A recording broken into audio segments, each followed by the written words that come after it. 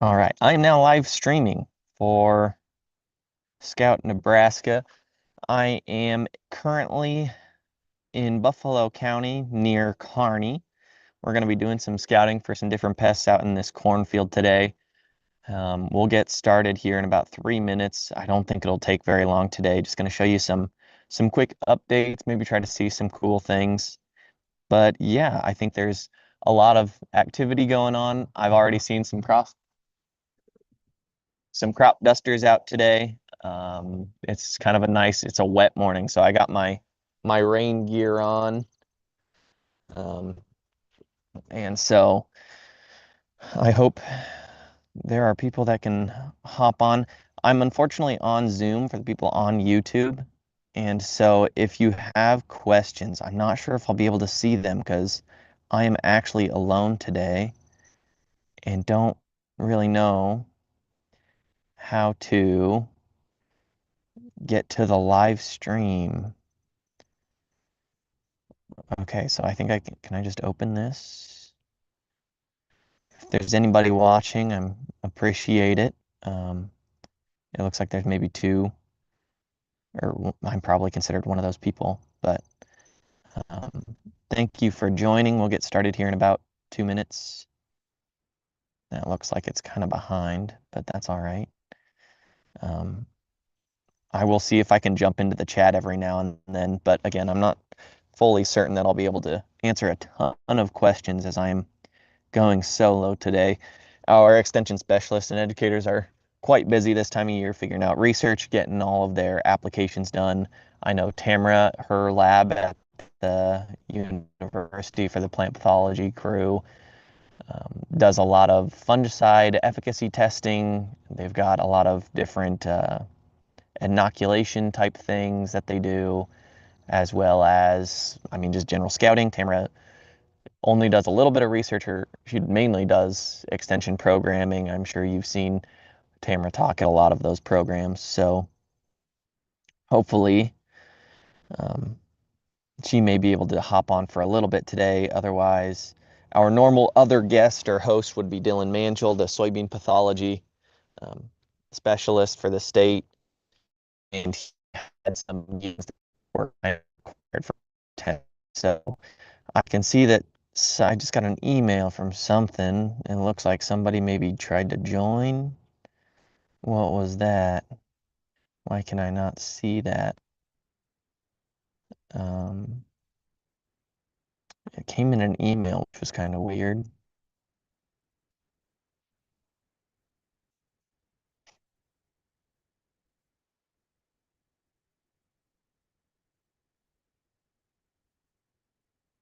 Attendees view full attendee list. I don't know how to make sure that everybody gets in. Um,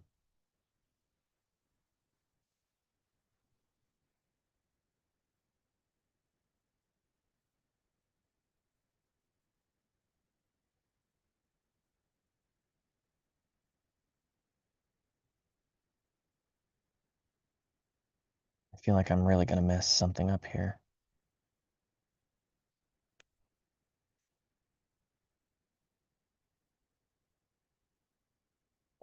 I'm going to see if I can text Tamara because I think she just tried to join.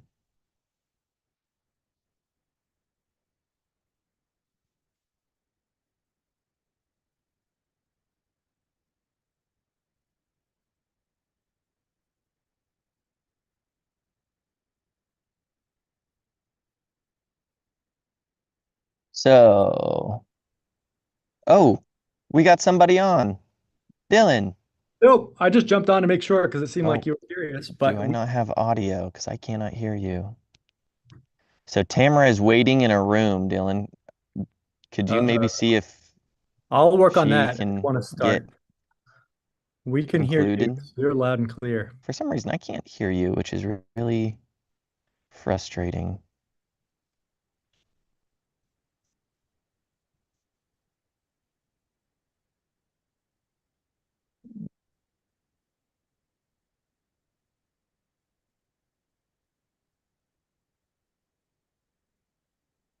Okay.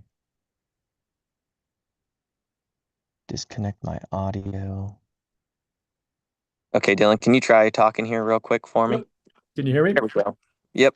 Hopefully you All can right. still hear me. I had my audio coming through on my microphone as well. So hopefully my microphone still. But Excellent. since we've at least got somebody in here, I hope Tamara can make it in. I know she was trying to, but I'm probably going to go ahead and get started now. I've had the live stream on YouTube open for a little bit. And so thanks everybody for joining. This is our Scout Nebraska live. We do this every Friday at 11. And so this is probably our fourth or fifth one now, I think. And I think we really started to enjoy them. And so today I'll be scouting just a little bit outside of Kearney in Buffalo County.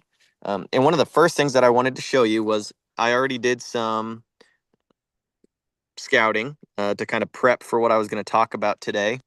And just right off the top, I found a little bit of tar spot here in this field that we're going to be scouting. And so you can see that black lesion here. I've been told by Dylan that I need to hold my camera stiller. That way I'm not shaking so much.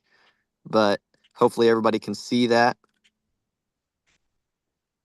And then when we flip it over, it's in the exact same spot on the bottom. And that's just like a pinprick with a little bit of kind of a yellowing or whitening of that um, lesion there on the bottom surface of that leaf. So Yeah, a the little bit of tar quality spot is in really there. good, Talon. Can you give us a Thank closer you. up view of that?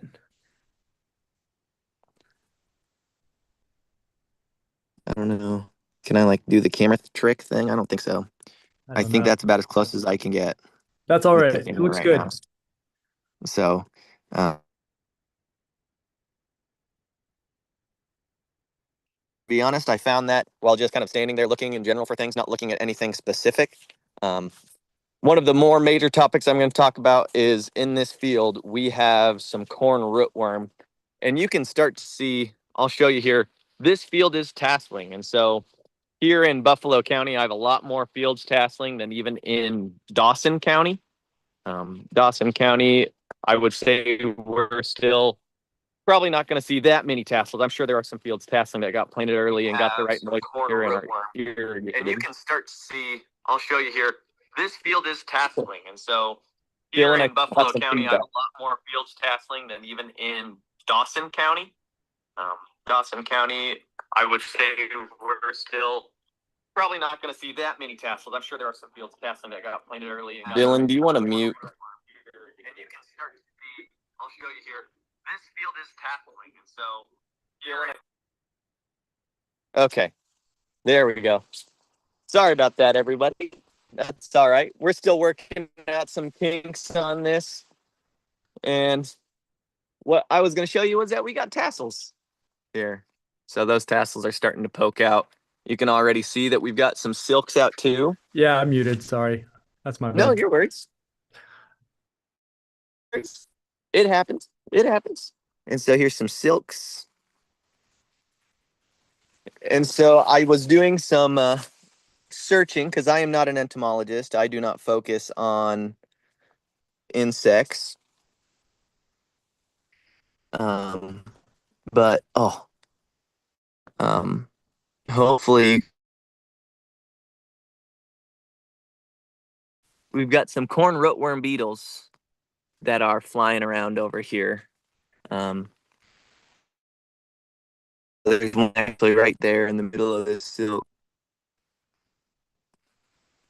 I don't know if I'll be able to get one that just sits and like looks pretty for me for you to get a nice photo of. Nope, maybe this one. This one's on the outside of the silk. Oh, stop moving.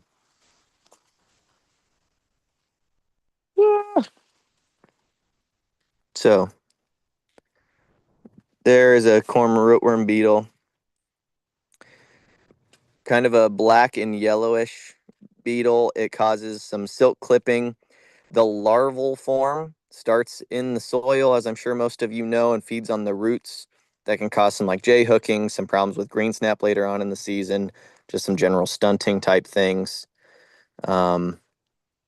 And so when we think about corn rootworm beetle, these are more of an issue in our continuous corn fields.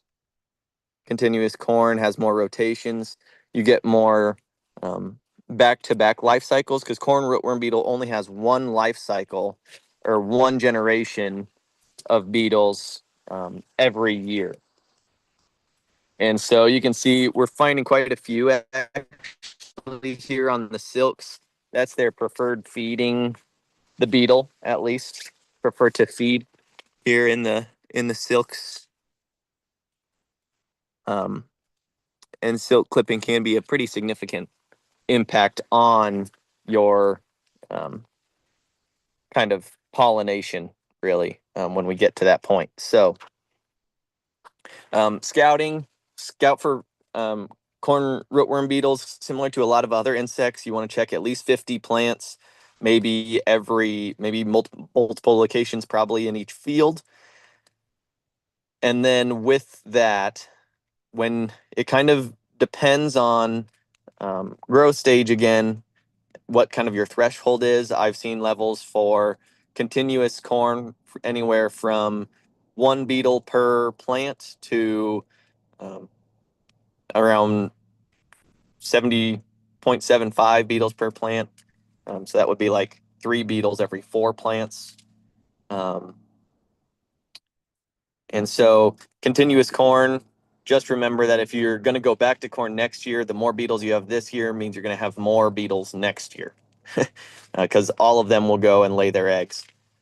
Males emerge first. So males emerge kind of this time of year, early, mid July, based off growing degree day units. I believe I saw 140 or 1,400 to 1,500 growing degree day units with a base of 52 degrees Fahrenheit. And so those growing degree day units, males will emerge, and then females will emerge later. Females take about 10 to 14 days to lay eggs. So you kind of have that time period to make that application. Reminder, just don't get too ahead of yourself, because if females emerge later, you'll kind of miss a critical period for controlling them, not only this year, but for next year as well, by reducing the amount of eggs that get laid in your soil. So, yeah, let's see if we can find something else. I'm sure we've got plenty of other things that people are seeing around here. Plenty of bacterial leaf streak on these leaves. You can see kind of here, we've got some lesions of bacterial leaf streak. Just a reminder, bacterial leaf streak is not controlled by a fungicide. Bacterial disease that often with gray leaf spot. Gray leaf spot is much more blocky almost, with solid kind of like blocked off margins. So this here kind of looks like tar spot. We'll have to see. Oh, I just saw Tamara pop in. Good So that's morning. good. It looks like Dylan left. Looks like they're flopping and taking sides. So this is actually a pretty good example of, I actually don't know what this is. I do not think that it is tar spot. You know, it looks quite like it. Looks like, So could it be corn the blotch leaf surface, miner? it could be. So there's definitely plenty of like bacterial leaf streak here, and we even have some, like you said, some leaf miner damage up there. And so this spot, a little bit of almost like necrosis, because it isn't wiping off. So normally we would recommend testing to make sure that it doesn't wipe off, which it doesn't. I always say that it's on the top and bottom leaf surface. When we flip it over, that lesion, it's still kind of there, but not in the way that I would expect it to for tar spot. So, and Tamara, I do think I'm getting a little bit of feedback from you again. So I might have you mute. Will do. We're not always seeing your leaf in focus. Yeah, okay. I will definitely keep that in mind, because this one over here might be tar spot. So That is a very small lesion. There's no way I'm going to get that on camera, I don't think.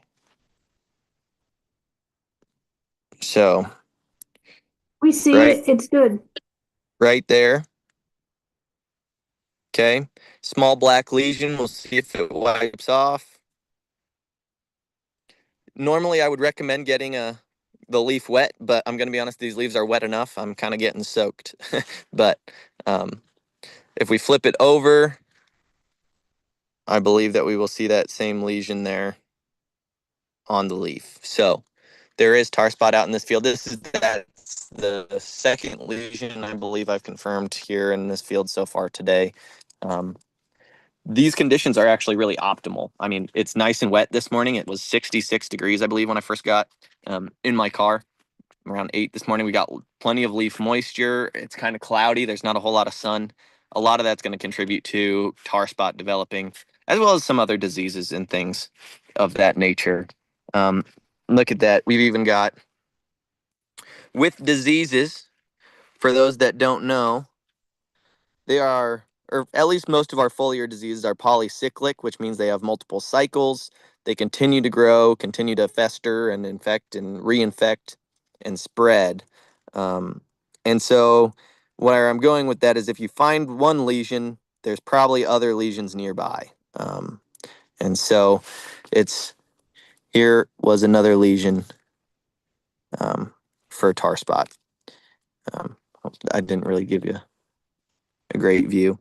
I will say that this is that same lesion, and it's not coming through as black, but it's in the exact same spot and causing that kind of chlorotic, almost like triangle or diamond shape pattern that often occurs with the kind of immature tar spot lesions that we'll find early on. So let's continue moving. We'll keep going. We can go a little bit farther in, I think. Tamara, feel free to add anything. I'll stop talking here for a little bit so you can talk if there's anything you want to share. Thanks, Talon. Great job. We're seeing a few of those lesions as you're walking through there. I'm guessing a lot of that are, small bacterial leaf streak lesions. And just to remind everybody, some hybrids are going to react differently to some of these diseases. And so bacterial leaf streak and gray leaf spot might be harder to differentiate on some hybrids. So like Talon said, look for the smooth rectangular shape of gray leaf spot versus the wavy edges of what you'll see with bacterial diseases like leaf streak. So that's a clue. Plus that chopped off smooth end is usually really common for gray leaf spot. Plus gray leaf spot, wouldn't have shown up until here recently, and preferring these hotter conditions, warmer conditions we've been having versus gray bacterial leaf streak like this. This is a great example, which you can see starting very early. So, Tamara, you think this is gray leaf spot? No, I don't. I think that's bacterial leaf streak. The color's hard to, actually, it's a little hard to see. Based on how long it is, I was guessing that's probably bacterial. That helps. Huh.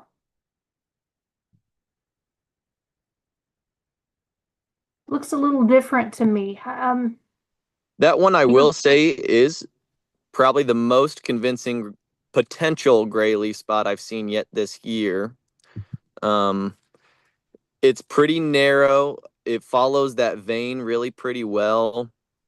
The end is kind of blocked off. This down here is what's kind of confusing me, that kind of end of that lesion there. But I don't know. Again, this is why we have a plant and pest diagnostic clinic. A lesion like this, you can send in to Kyle Broderick. He'll be able to take a quick tape mount probably and figure that out in just a couple of seconds. And so I will say that I'm not 100% sure on that one. Even as a plant pathologist, that one's tough. I've trained for a lot of years in Tamara's lab doing some of this research, and that's kind of tough. I don't know. Tamara, what's your final vote on that? You know, look around, and if you're seeing a lot of others that look more convincing below it of gray leaf spot, then that would make it stronger for me. But to me, you're kind of mid canopy on that other one we were looking at. And if it was gray leaf spot, I'd expect to see a lot more below it. See, I see that's a good one there, I think, of gray leaf spot.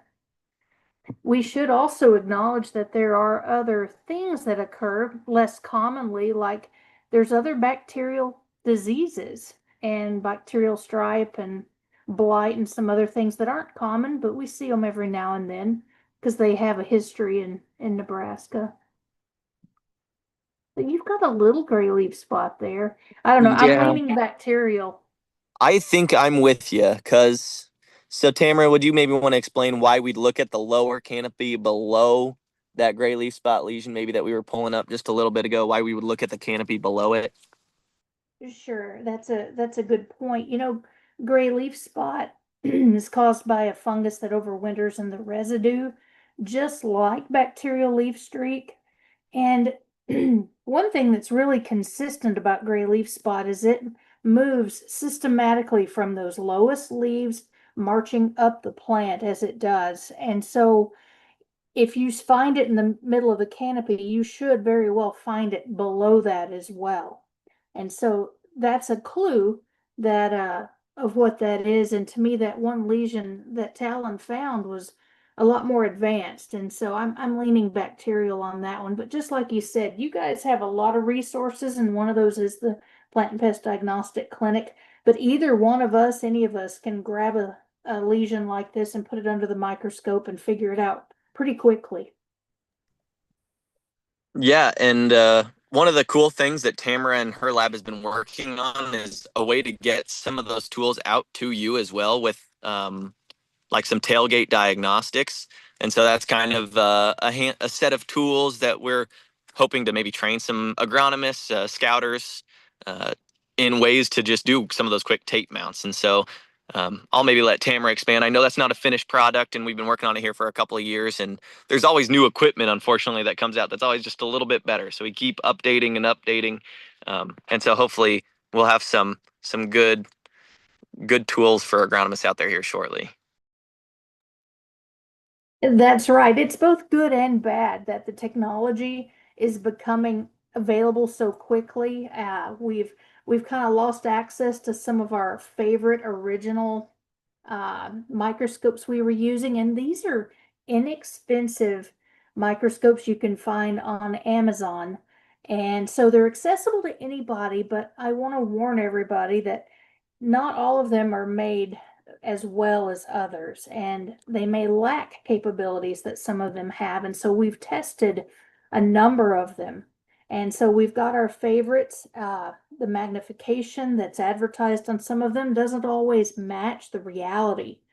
And so let us do the dirty work and test some of those for you. And we also have a manual on how to, go through some of the simpler things that we do, like Talon mentioned earlier, these tape mounts to pull spores off. Look at them under these scopes too, and that helps us get a confirmation. And some of those things are a combination of art and science and a lot of experience too. Definitely.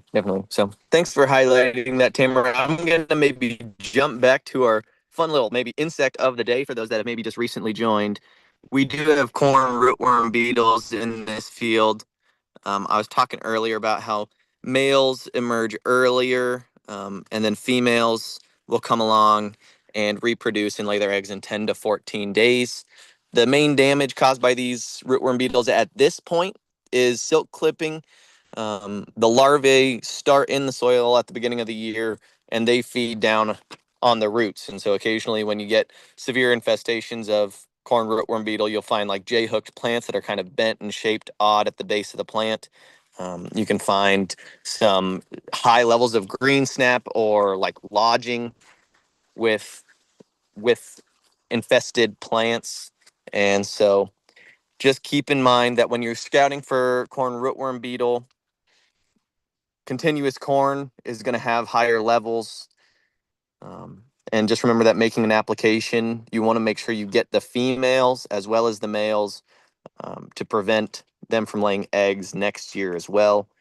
And so let's see if I can find anything else here real quick before we end the stream.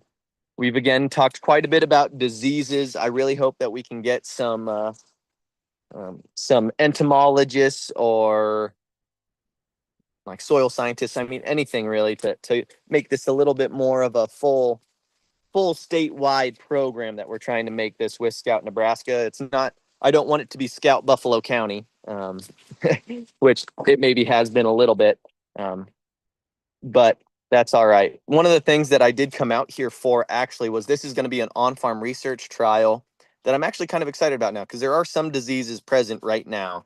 We do have some tar spot, but some potential gray leaf spot there at the very bottom of that canopy.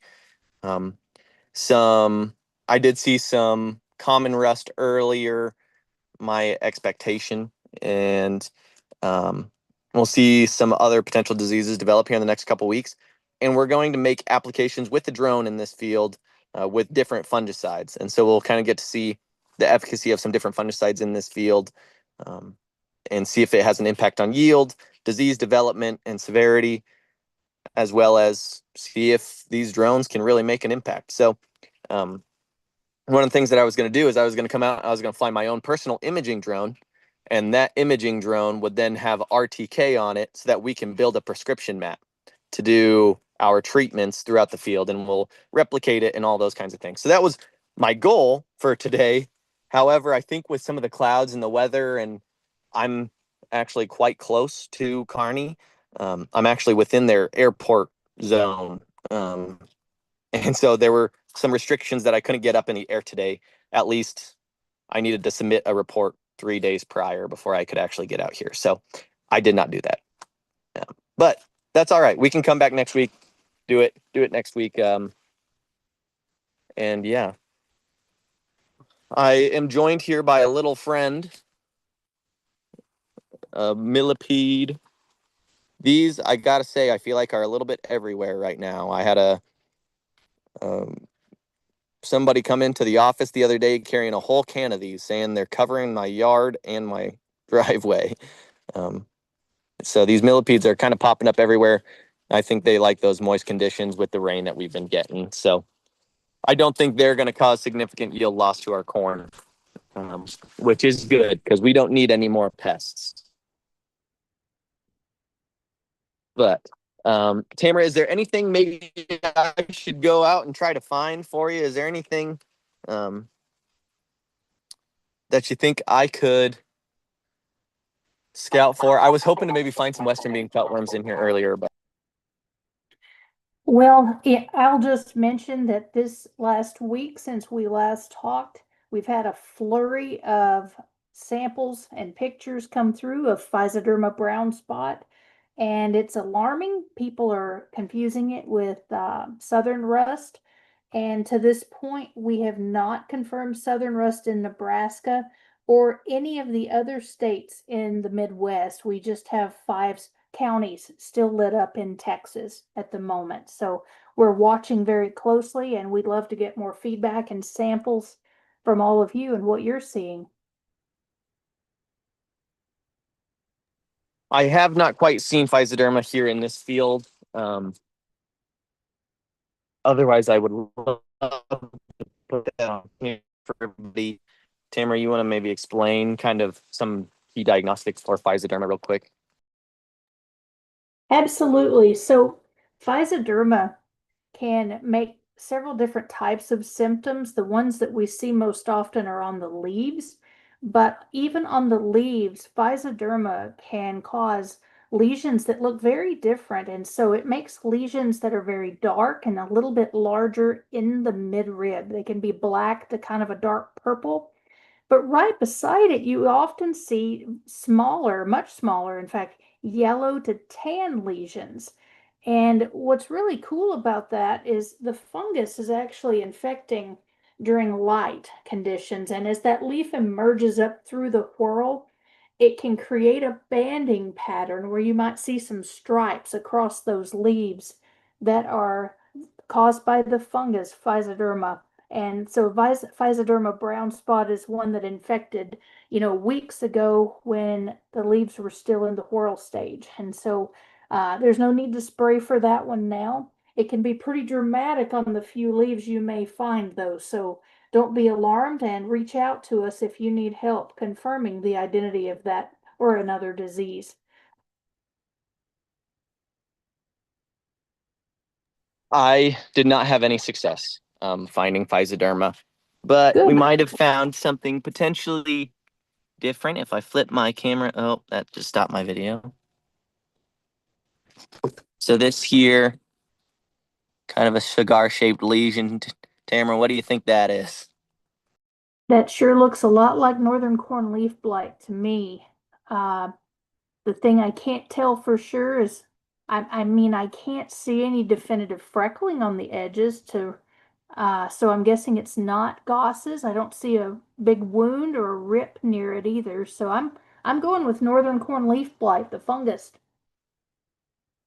What do you think, Talon? That's what I also thought as well. Yep, that kind of cigar-shaped oval type lesion, I Okay. think looked quite a bit like northern cornleaf blight.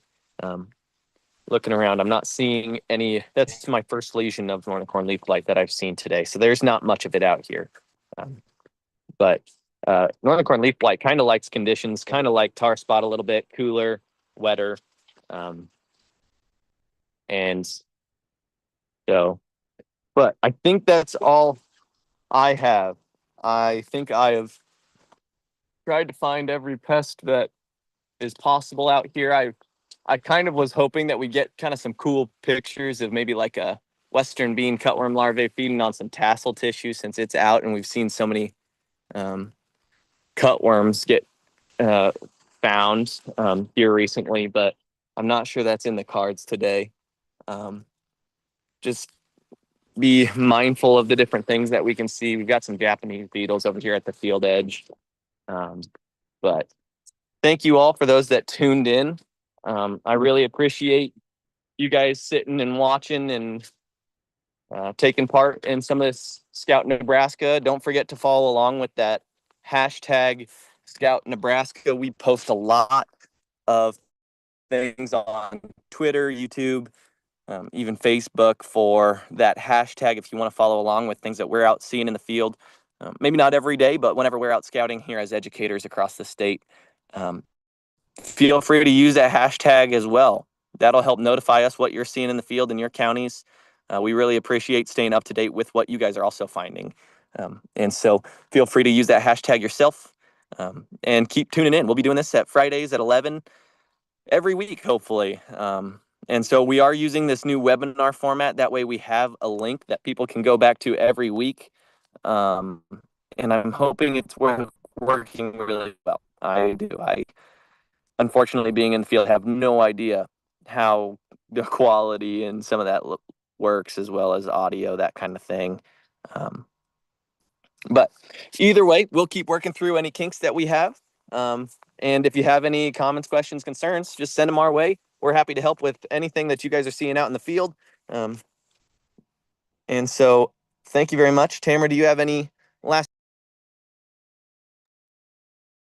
I guess the only thing I'd follow up with, if you're also seeing the northern cornleaf blight, like what Talon just showed, or the tar spot, just know both of those pathogens are going to slow way down to when we have these really hot temperatures coming next week here in Nebraska. So thank you. Stay tuned and great job, Talon. Hopefully we'll see you all next week. Thank you very much.